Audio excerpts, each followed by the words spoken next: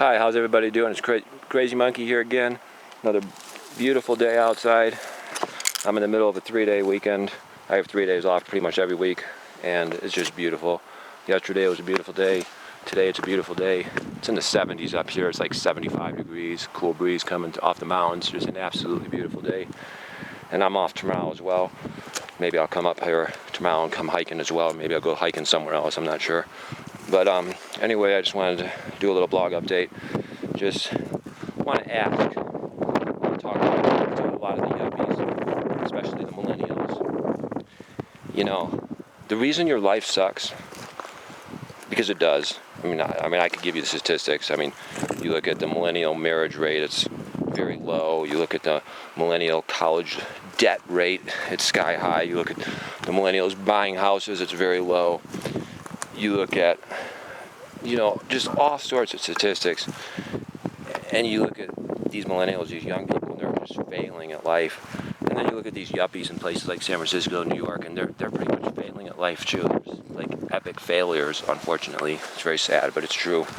And I'm going to talk about why that is. It's because, and I'm going to be straight up honest with you, it's because you bought into the socialist system the most. You bought into the corporatist, globalist, liberal, big government, socialist system the most. I mean, you're living in the belly of the beast. San Francisco, San Jose, Manhattan, especially San Jose, especially Silicon Valley, San Francisco. I mean, that's the worst. Portland, Seattle. You're living in these socialist hellholes, literally, and you wonder why your life sucks. You wonder why you can't buy a house. You wonder why you're in such student loan debt. You wonder why you're single, and you wonder why, for the most part, a lot of these people, their life basically sucks. And it's because they bought into socialism. You see, the more you buy into the socialist system, the more suck your life will be, the more worse your life will be. And I'm just going to give you some examples right now. Let's say you're a woman and you got rid of your boyfriend, husband, you just got rid of them. Now you got 2 kids, you're single. What happens? Well, typically that woman, not always, but typically she's going to go on welfare, food stamps, all the government programs. She's basically going to get married to the government. She's going to get married to the government. Government's going to become her new husband. Socialist welfare, food stamps is going to become her new husband. She's going to be using them food stamps and getting huge off the food stamps. I mean, you literally look, and I'm sorry to say this, but it's true.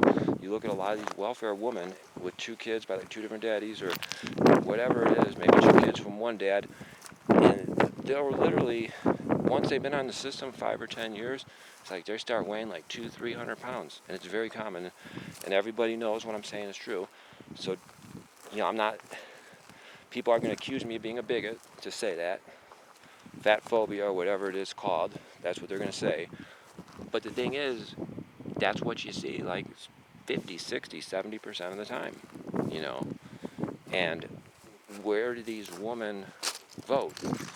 90% of the time they vote for the Democrats to get more free shit. They vote for the Democrats to get more free shit. Now they're married to the government. Their life sucks. They look at it and they're just angry and filled with anger and rage because they know their life sucks. They know their life sucks, but that's because they bought into the socialist system. They did what the socialist system told them to do. They threw away their boyfriend, threw away their husband. This is typically how it is. I know some of the men can be bad and maybe they beat you up so you had to leave them. But in general, it's usually the woman that leaves the man for bullshit reasons. In general, that's usually the way it is, in general. And then, in general, most of these women get married to the government, in general. Not all of them. I know not all of them. I know there's exceptions out there. Okay? I just admitted that. There's exceptions, but in general, this is how it is. You see it all the time. You go to any grocery store, go to any store, first of the month, when the food stamps come out, you will know what I'm saying. I don't care where you live. Just go to any grocery type store first of the month, and you're going to see it, man. You're going to see it.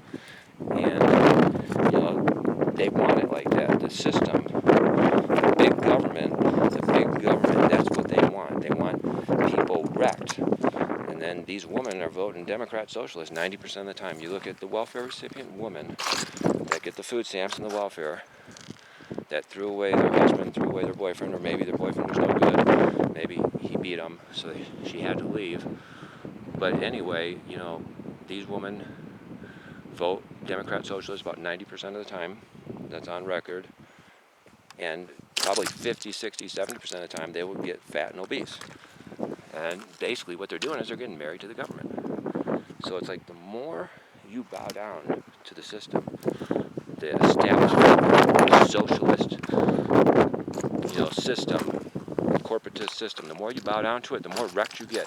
I'm going to give you some more examples of people that get wrecked by the system. Let's say you have a yuppie, or you have a single person, or a single gay guy in, say, Capitol Hill, Seattle, living large in a micro studio. That's right, living large in a micro studio, 200 square foot prison cell apartment, and they're like $1,300 a month, so he's paying like $1,300 a month for 200 and something square foot prison cell micro studio apartment. And those people in like Seattle, 90% Democrat Party voters, and then they wonder why they're so poor, even though they make $70,000 a year. They wonder why they're so poor, because you bought into the system, and it's all a con game to make you poor. It's a con game to make you a slave to the corporatist. You work 70 hours a week for the corporatist. The corporations, they make tons of profit off your working 70 hours a week. They make tons of profit off you working the 70-hour weeks, and then you take your money and you give a big chunk of it to the taxes to support the socialist system, and then the rest of your money goes for your astronomical rent for your micro studio. And they even have articles where they're glamorizing micro studios, saying, live large in a micro studio. And it will show this person, like, with his hands in the air, showing off his micro studio like it's the coolest thing ever. It's just like so amazing and cool to be a renter on the renter slave plantation for your whole life, living large in a 250 square foot apartment. It's just so cool. It's so hip. It's so eco-friendly. It's just so Democrat socialist. And then meanwhile, the billionaire elites at the top, they're making all the money, and they're living like in a 50,000 square foot palace, and they got a freaking airplane just for them. It's such a con game. It's such a scam. They're just wanting you to be poor. You see, they want you to be poor. They want you to work 70 hours a week so the corporations make all this profit, all right?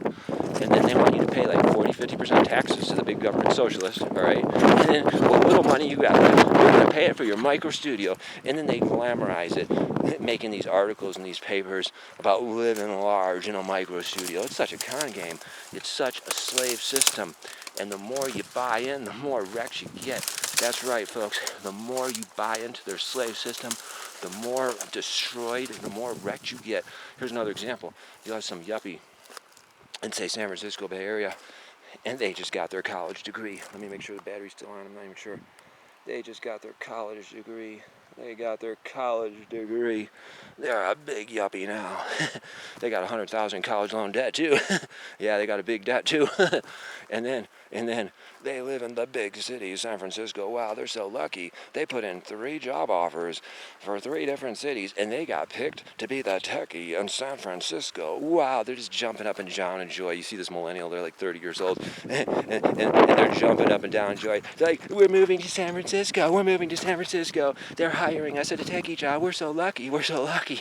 I'm like, you ain't lucky. You ain't lucky. You're gonna be a slave. You ain't never gonna buy nothing.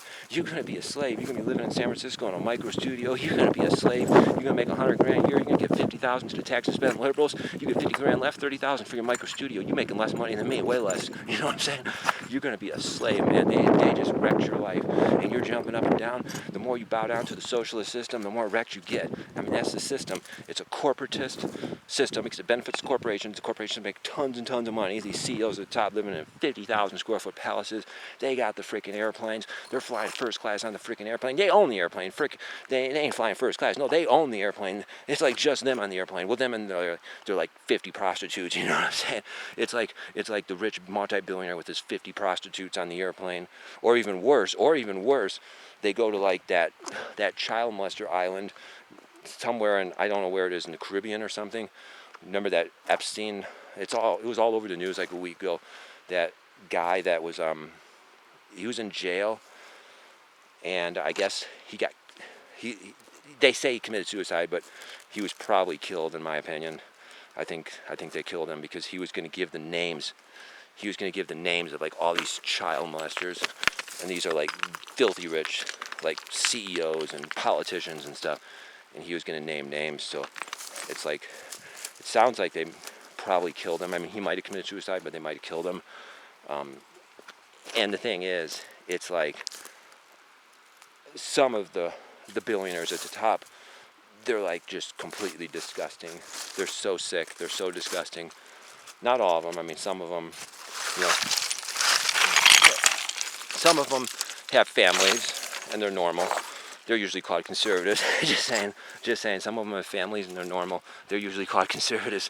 They're actually usually pretty cool. They'll have like a nice house, a nice car, and they got a nice wife, a nice conservative life.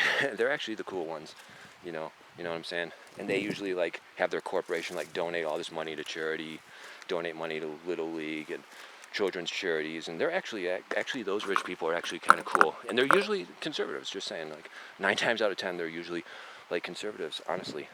And then you got your other rich people, and they fall into two groups. And they're mostly liberal, like 90% liberal, and they fall into two groups. The one group, like I said, they're living in a 50,000 square foot palace, and they're flying the airplane that they own with the 50 prostitutes. All right, that's another group.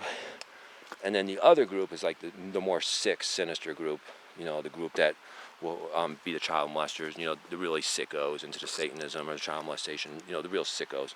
And that group's probably smaller. It's probably like 5% or something. And I would say, the other two groups are like half and half maybe. You know what I'm saying? And that's basically how it is. You know what I'm saying? That's basically how it is.